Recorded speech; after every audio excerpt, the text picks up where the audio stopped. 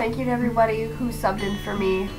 I really, really appreciate it. I promise that that'll never happen again. So the topic this week, as I'm sure that you've already seen other guys talk about, is basically a comparison of then versus now.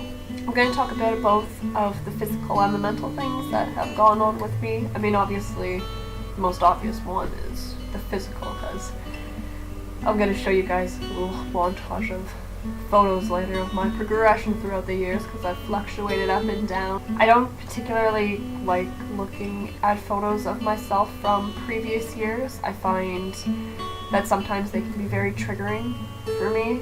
So physically, I have changed a lot. But I don't really know how I can explain that all that. So the pictures will explain that as time goes along. As for mental changes, I don't even know how to explain it. It's really weird. I don't like to think that I changed mentally, just because I discovered that I am a dude trapped in a female's body does not mean that I have to change who I am as a person. I'm still me. Wow, I am not much of a help this week.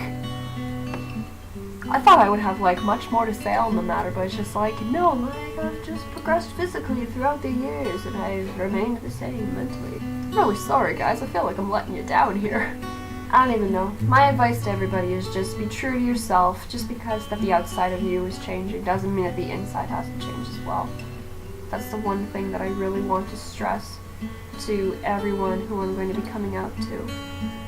Because I feel like a lot of them are going to be oh, well, since you're changing on the outside, you're probably going to be changing as a person too, aren't you?